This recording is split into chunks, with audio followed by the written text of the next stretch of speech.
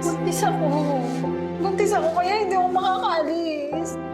Hindi nila ako kahit tanggapin kasi buntis ako. Si Kuya nasa ospital! Ano? Sigurado ka? Oo! Hindi na ako aalis. Hindi na kita iiwan. Basta gumising ka lang. Kasi kailangan kita. Kailangan ka na magiging anak natin.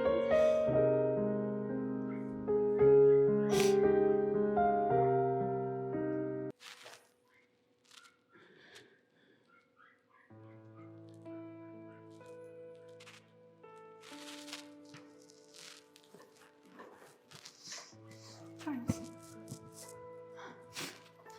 Buti na magising ka na. Doc! Doc! Miss. Sino ka?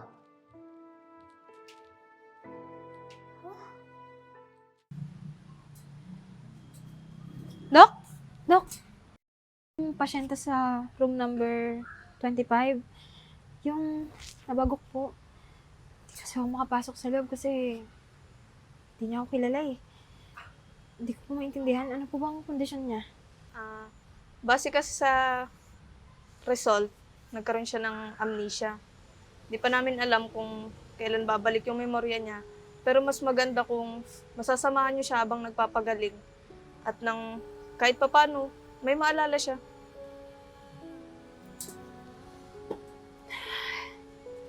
Sige, Doc. Hintayin ko na lang po muna yung kapatid niya bago kami pumasok sa loob. Sige, maiwan na kita dyan.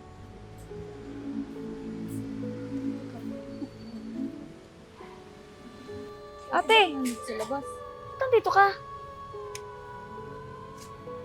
Wala, ano kasi, magising yung kuya mo, na-stress na naman yun kasi hindi niya ako kilala eh. Yun na nga ang problema ate.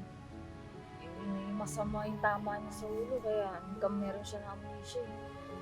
Ano kaya ang pwede natin gawin para paalala ka niya?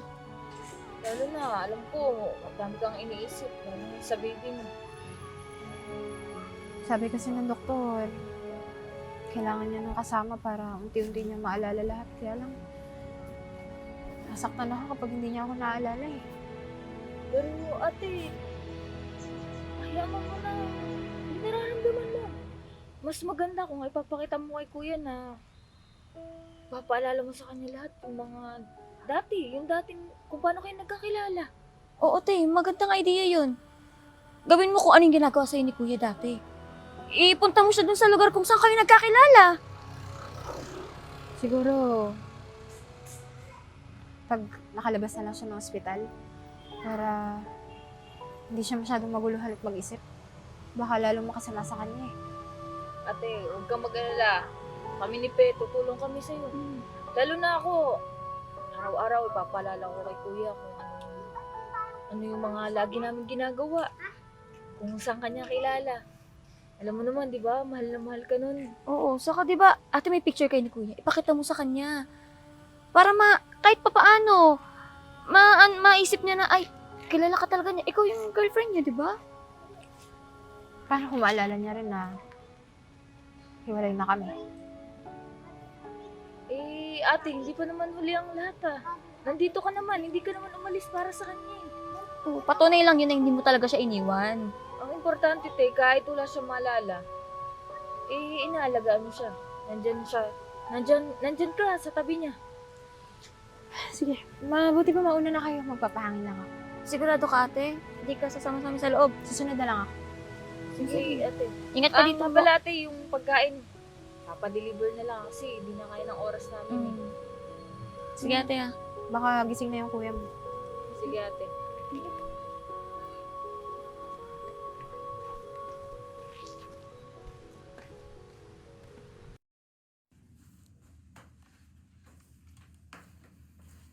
Kamusta na pakiramdam mo? Okay naman. Dok, hindi pwedeng lumabas na ako. Gusto ko kasing hanapin kung sino yung gumawa sa akin ito eh. Gusto kong bumawi sa mga yun eh. Bakit? May naalala ka ba? Alam mo ba kung saan ka nakatira? Hindi ko alam, Dok eh. Ang importante lang sa akin, makabawi ako. Hindi ako papayag na ganito lang mangyayari sa akin. Bakit? Naalala mo ba kung sino mga gumawa niya sa'yo? Hindi ko alam, Dok eh.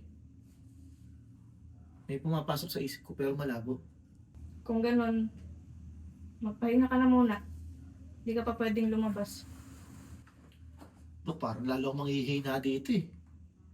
Kaya ko na naman yung katawan ko eh. Kaya nga ng katawan mo, pero yung utak mo, hindi pwedeng biglain sa pag-iisip. Ano ba yun, Dok? Siya nga pala, yung mga bumibisita ba sa'yo, nakikilala mo? Naalala mo sila? Dok, yung tiya. Parang kapatid ko yun eh. Hindi yung sabi niya sa akin eh. Nararamdaman ko naman pero malabo. Pero malay mo. Baka sa susunod na araw, kilala ko na talaga yung kapatid ko. Eh di, maganda. May nagiging progress din sa utak mo.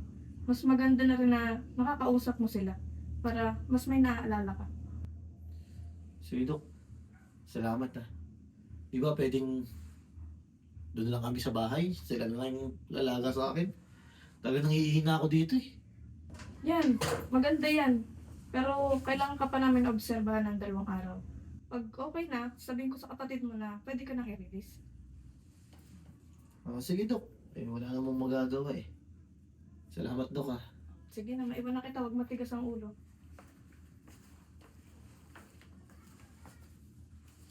Kuya, hindi naman, gising ka na. Kamusta yung pakiramdam mo? Okay naman. Kaya lang, gusto ko nang lumabas dito eh.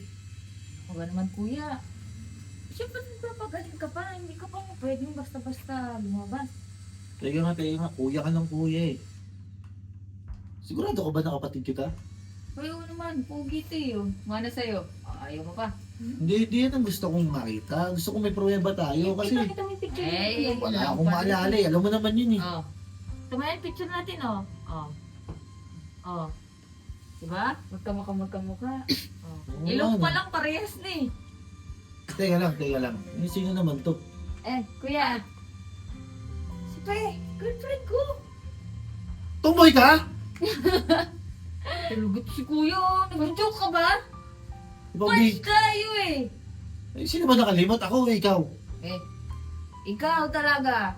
Kuya, ano ka ba? Kaya nga tinatanong ko, paalala mo sa akin. Ay, naalala mo, nung bata pa tayo, Oh, sabay tayo umihina, tayo ah. bakit may picture ka ba yan? Patingin nga ako. Wala, pero sabay tayo umihi. Siya naniniwala naman ako eh, pero medyo malabo pa sa akin. Alam mo, gusto ko pa maalala lahat eh. Wala talaga akong maalala eh. Alam mo, tsa, mabuti pa siguro, ilabas mo na ako. Bored na ako dito eh. Hindi naman, kung pwede lang kita ilabas, nilalabas kita dito. Kaya lang, sabi ni Doc, bawal pa eh. Hindi, Kasi, tinan mo yung ulo mo, hindi pa nga okay eh. Mga pasapasabi sa mukha. wala yan, ano ka ba?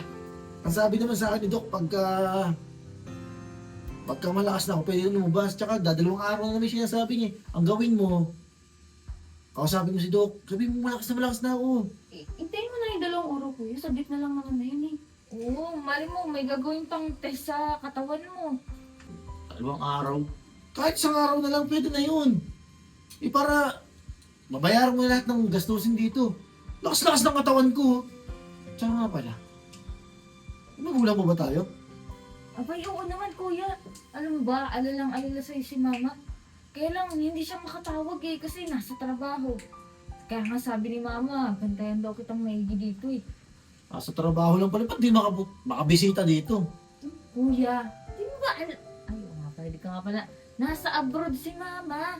Paano makapunta dito? Wala talaga akong maalala eh. Ako yan kuya, basta uunti-unti na may papaalala sa iyo. Mabuti pa. Pero maalala ko siguro yun. Pag wala na ako dito, talagang nabibisit na ako dito. Naku kuya, kung pag nakita ko yung CCTV kung sinong sumuntok sa'yo, talagang gagantihan ko yun eh. Pero kuya, wala ka ba gustong ibang itanong? Kung meron kang girlfriend, meron kang love life, karelasyon, anak, Alam mo, may naaalala ako. pakiramdam ko, nagmahal ako ng sobra. Ayun naman pala eh. Naalala mo na pala eh. Tatawagin ko si ate. Pero, ayoko na yung maalala. Alam mo, Cha, hindi ko alam eh. Pero sobrang sikip sa dibdib.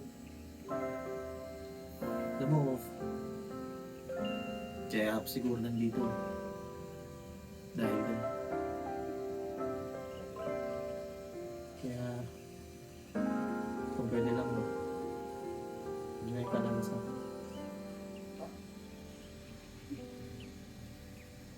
Ate?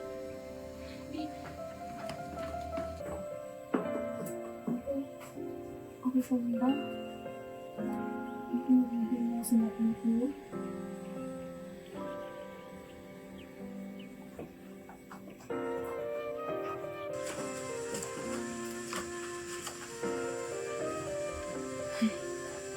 Cha. Sino siya? Kuya, si... Kaibigan. Kaibigan mo ko. Close tayo. Oo. Sila din. Kaibigan ko sila. Talaga ba? Kapatid ko. Tapos, magkaibigan tayo. Tropa tayo.